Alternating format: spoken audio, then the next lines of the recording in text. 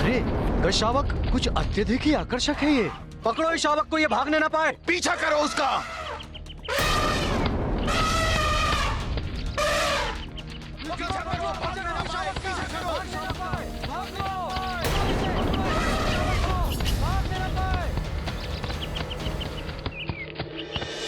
बस फिर क्या था, महादेव आगे आगे आखेटक पीछे पीछे, महादेव आगे आखेटक पीछे, महादेव आगे आखेटक पीछे। अरे रुकिए मत देवर्षि, आगे बताइए। आखेटको ने क्या पकड़ लिया भोले बाबा को? वो भागते गए और आखेटक जब बहुत पीछे छूट गए तब जाकर महादेव रुके और तब जाकर उन्होंने शांति की श्वास ली।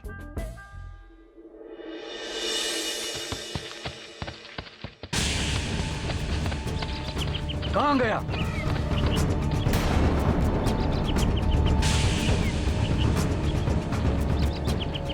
उस ओर देखते हैं। वो अरे वो गज शावक उस ओर गया है। चलो चलो चलो।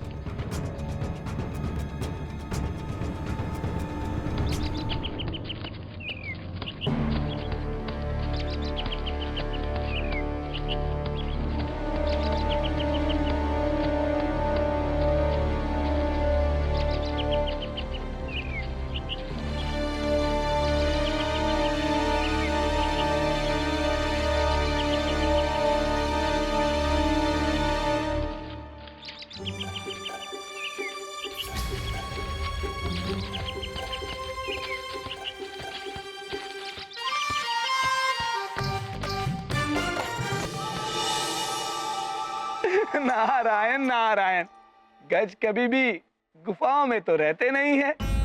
गज रूपी महादेव को बड़ी कठिनाई हो रही थी गुफा में। अब स्थिति ये थी कि वो वहां रह नहीं सकते थे और शनिदेव के भय से वो गुफा से बाहर नहीं निकल सकते थे।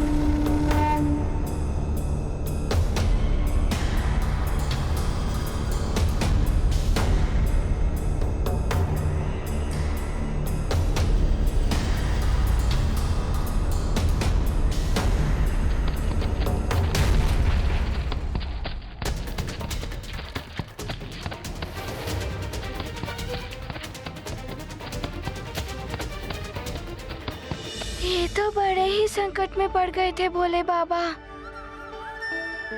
फिर क्या शनिदेव ने पकड़ लिया महादेव को? संकट तो दोनों ओर से था। पीछे वो मनुष्य था और जिस ओर वो जा रहे थे उस ओर गहरी खाई। खाई? फिर क्या हुआ देवर्षि? पीछे वो मनुष्य और आगे खाई, और जब तक उन्हें उस खाई के बारे में ज्ञात होता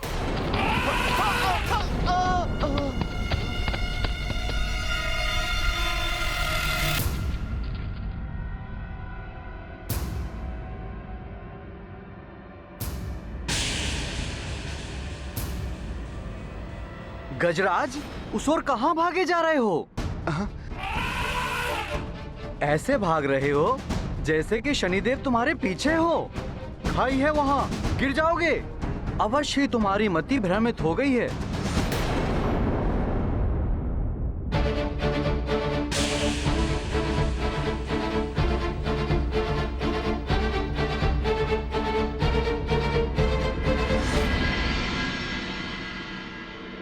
नारायण नारायण।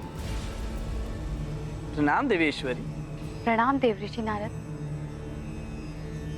कोई समाचार? अभी तक तो कोई समाचार नहीं है देवी। सूर्य अस्त होने को है, नियत समय भी समाप्त हो गया है। प्रतीत होता है शनिदेव महादेव को ढूंढ नहीं पाए हैं।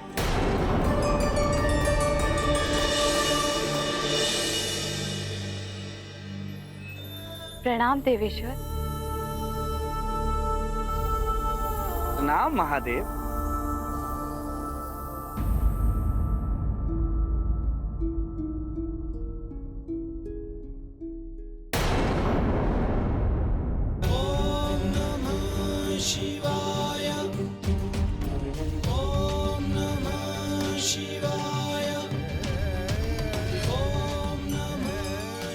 बधाई हो स्वामी, आपको शनिदेव ढूंढ नहीं पाए।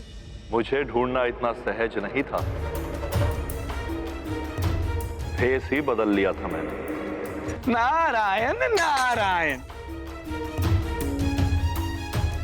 अच्छा, किसका भेष धारण किया था आपने? गज का रूप धारण किया था मैंने। फिर कैसे पहचानते शनिदेव मुझको? हाथी? प्रभु, फिर आपने भोजन क्या किया, या फिर सारा दिन यूं ही रहना पड़ा? वही खाया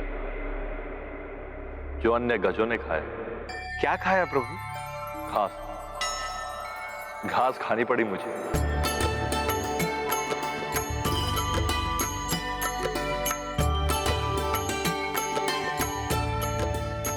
नारायण नारायण।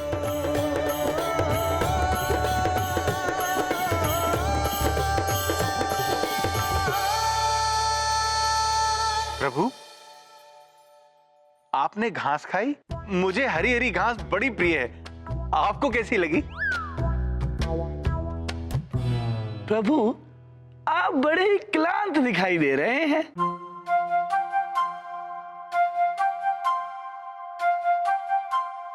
कुछ अखेटक पीछे पड़ गए थे तो भागना पड़ा। स्वामी, क्या क्या करना पड़ा आपको?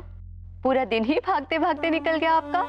मुदित भाव से शिव समझाते, अपनी स्वयं वे व्यथा सुनाते। विधि विधान यह महानिराला, शनि प्रभाव जाए नहीं टाला। क्या क्या अघट घटा भोले पर, क्या क्या सहन किए देवेश्वर। समझ आ गई माया सारी, शनि की दृष्टि है शिव पर भारी। किंतु शनिदेव की दशा से तो बच गए। प्रभु, कहाँ बच पाए आप? अर्थात? प्रभु, आपको गज रूप धारण करना पड़ा, खाई में गिरते गिरते बचे। ये सब क्या था प्रभु? शनि दशा का प्रभाव ही तो था जो इतनी कठिनाइयों का सामना करना पड़ा।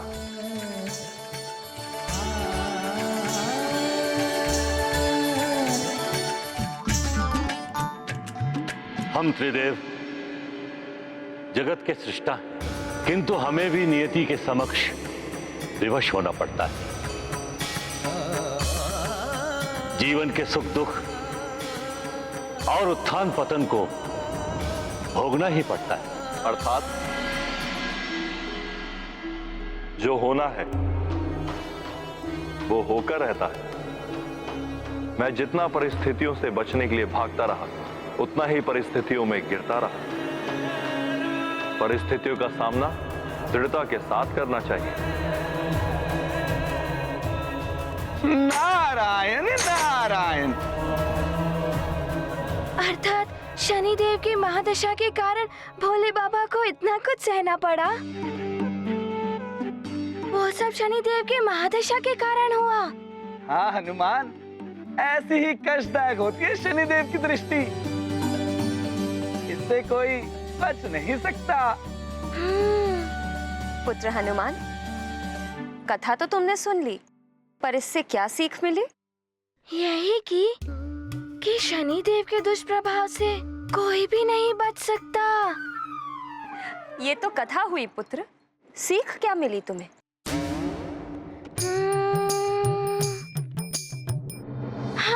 इससे ये सीख मिलती है कि परिस्थितियों से भागना नहीं चाहिए, उनका दृढ़ता से सामना करना चाहिए। नारायण नारायण, यही उत्थान पतन तो जीवन में आते ही हैं। शनिदेव ने सिखाया है कि पतन ना हो तो उत्थान का कोई महत्व नहीं होता है। जीवन कभी भी एक सा नहीं हो सकता। नारायण नारायण। हाँ, बुरे समय से ही अच्छे समय के महत्व को जाना जा सकता है, और ये भी कि परिस्थितियों से भागने से परिस्थितियाँ भी पीछे पीछे भागती हैं। किंतु ऐसी ही विकट परिस्थिति अब चंद्रदेव के समक्ष आ रही है। ना जाने कैसे करेंगे वो इस परिस्थिति का सामना। नारायण नारायण। शनिदेव की दशा के प्रभाव से भोले बाबा यदि संकट में पड़ गए, ना जाने चंद्रदेव का क्या होगा। हनुमान, ये ग्रह गोचर के योग अटल होते हैं। अब चंद्रदेव इस आने वाले संकट का दृढ़ता से सामना करते हैं या बचने के लिए उपाय निकालते हैं, ये तो समय ही बताएगा। अच्छा, अब मैं प्रस्थान करता हूँ।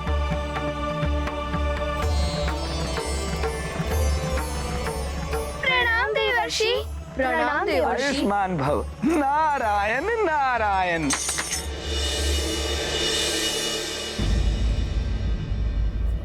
चंद्रदेव, क्षमा मांगने से कोई तुच्छ नहीं हो जाता।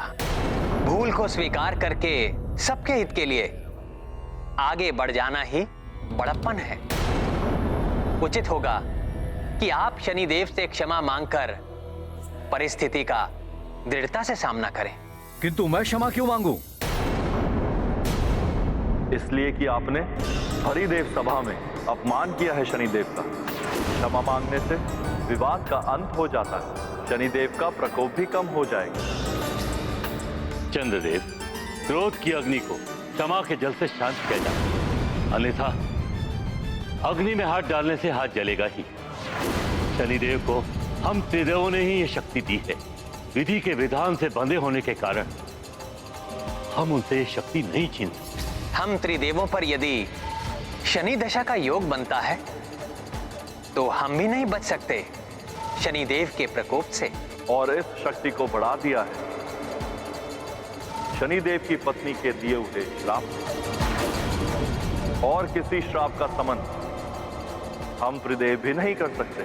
अर्थात आप मेरी कोई सहायता नहीं करेंगे? किंतु मैं चंद्रदेव बीज, अमृत, औषधियों एवं ब्राह्मणों का अधिपति, 16 कलाओं में निपुण, मैं शनिदेव से क्षमा नहीं मांगूंगा। यही है अहंकार की भाषा चंद्रदेव। अभी भी समय है, विनम्र होकर अपनी भूल स्वीकार कर लीजिए। इसी में सबकी भलाई है। नारायण नारायण। मैंने कोई भूल नहीं की है महादेव। यदि सारी स्थिति देखकर भी आप में से कोई भी मेरी सहायता हेतु आगे नहीं बढ़ रहा है, तो अब मुझे जो उचित लगेगा वो मैं करूंगा।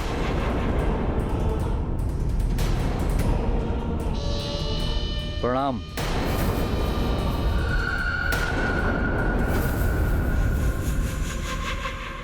प्रणाम त्रिदेवों। चंद्रदेव का अहंकार और शनिदेव का प्रकोप। नारायण नारायण। महादेव, सृष्टि के लिए मां अनर्थ का संकेत है ये। प्रभु नारायण, आप तो जगत पालक हैं। जगत की रक्षा के लिए इस अहंकार को समाप्त कर दीजिए। देवर्षि, चंद्रदेव अभी किसी के समझाने से नहीं मानेंगे। उनके नेत्रों पर अहंकार का आवरण पड़ा हुआ है। उन्हें अपनी भूल का तभी आभास होगा जब वो स्वयं ही इस कृत्य का परिणाम भोगेंगे। ये जग के लिए भी एक सीख होगी देवऋषि, कि अहंकार कैसे पतन की ओर अग्रसर कर देता है मनुष्य को।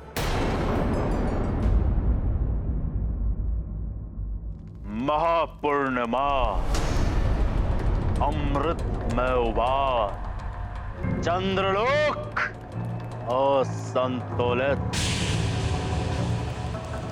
शनि दशा, चंद्रदेव का मस्तिष्क असंतुलित। प्रजापति दक्ष से गुहार लगाते हुए त्रिदेवों के पास भटकते चंद्रदेव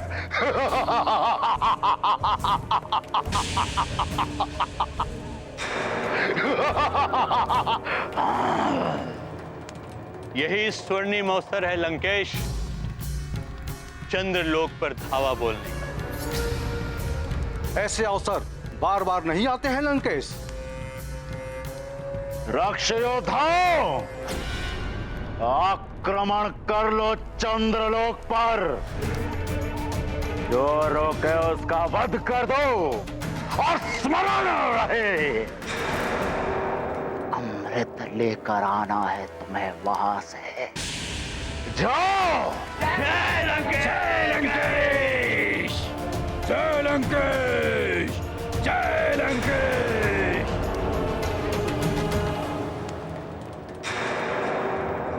ये वरदानी राक्षस नारायण अवतार के अतिरिक्त किसी अन्य के हाथों इनकी मृत्यु कभी नहीं हो सकती। वो देवता इनका कुछ भी अहित नहीं कर पाएंगे। बहुत चतुराई का कार्य किया है तुमने लंकेश, बहुत अच्छे। दैत्य गुरु, लंकेश का जाना मृत्यु को निमंत्रण देना था। श्वासुर श्री, नेत्र बंद करके लक्ष्य नहीं साधता है रावण। उचित है लंकेश, क्योंकि जिस स्थान पर अमृत को रखा गया है वहां पर वही पहुंच सकता है जो अवध्य है। देवताओं से तो मैं अवध्य हूं ही, किंतु अमर होने के लिए मेरा अमृत पान करना आवश्यक है। और अब अमृत पान करने से मुझे कोई नहीं रोक सकता। तो बालकों, ये थी भोले बाबा और शनि देव की कथा। ये सब ध्यान रखना, जब भी तीव्र वेग से दौड़ना हो तो संभल कर दौड़ो, आगे खाई भी हो सकती है। पाँव ना रुके तो सीधा खाई में। यदि शनि देव ही पीछे पड़ गए तो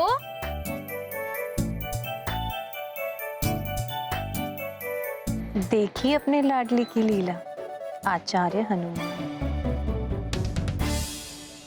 हाँ तो बालक सुषेण, तुम्हें इस कथा से क्या विशेष ज्ञात हुआ? विशेष? क्या विशेष? मैं बताऊं आचार्य जी? उचित है।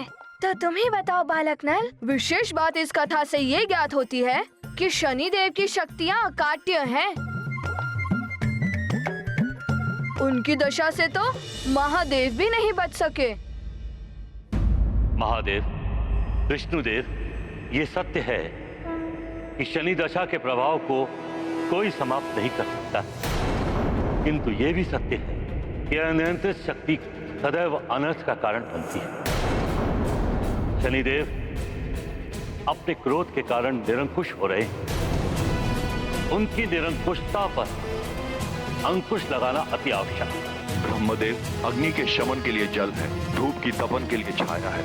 अब समय आ गया है जब शनिदेव के प्रकोप पर भी अंकुश लगाने वाला कोई आएगा।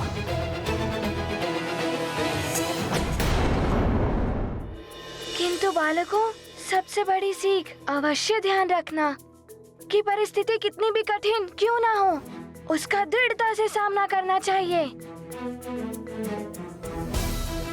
कठिन परिस्थिति में जो अपना चरित्र नहीं खोता, वो ही परिस्थिति पर विजय पाता है। प्रणाम महाराज। प्रणाम महाराज।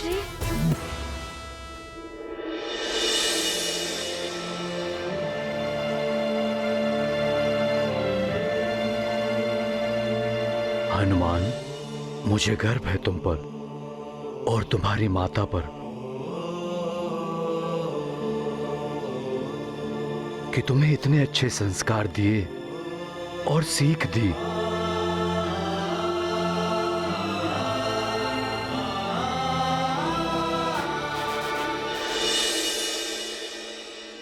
माता पिता, आप दोनों की भांति अपने पुत्र के लिए अपने कर्तव्य निभाएंगे। उनका पुत्र संस्कारवान होगा ही।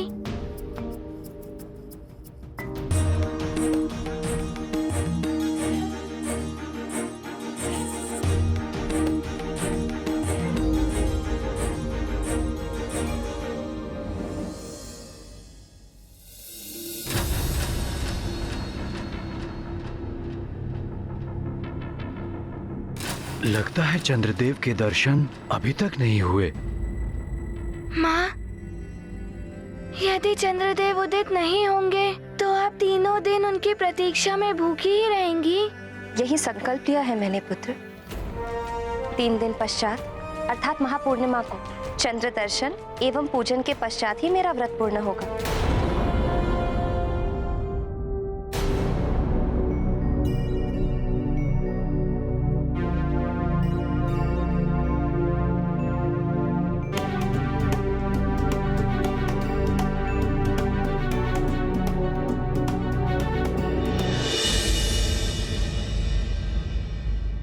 कब तक प्रतीक्षा करनी होगी चंद्रदेव के उदित होने की?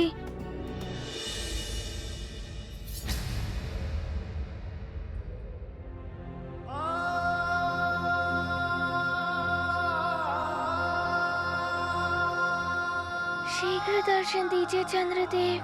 मेरी माँ ने प्रातः काल से अभी तक कुछ भी ग्रहण नहीं किया है।